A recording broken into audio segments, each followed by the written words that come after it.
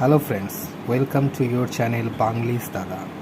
Today we are going to learn a new advanced structure. দয়া করে আমার পেছন ছাড়ো, দয়া করে ওর পেছন ছাড়ো, তুমি আমার পেছন ছাড়ছো না কেন, যাক বাঁচা গেছে, ও আমার পেছন ছেড়েছে।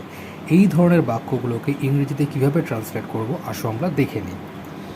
প্রথমে সাবজেক্ট, তারপরে গেট অফ সামবডিজ ব্যাক, এটা একটা idiom. Get off somebody's back হচ্ছে একটা ইডিয়াম। এই গেটটা কিন্তু পাস্ট টেন্সে গট হয়ে যাবে, কারণ গেটের পাস্ট ফর্ম হচ্ছে গট। আর সামবডিটা হচ্ছে যে কোনো নাম, যেমন যদু, মধু, রোমিও, জুলিয়েট কিংবা ফাদার, মাদার, যে কোনো নাম। কয়েকটা উদাহরণ দেখে নিলে ব্যাপারটা আরও সহজ হয়ে যাবে। তুমি আমার পেছন ছাড়ছো না কেন? Why don't you get off my back? যাক বাঁচা গেছে, ও আমার পেছন ছেড়েছে। Thank God he got off my back, এখানে গেটটা কিন্তু গট হয়ে গেল, কারণ ও আমার পেছন ছেড়েছে। এই বাক্যটা কিন্তু অতীতকালের বা পাস্ট টেন্সের। দয়া করে আমার পেছন ছাড়ো, please get off my back, দয়া করে ওর পেছন ছাড়ো, kindly get off her back.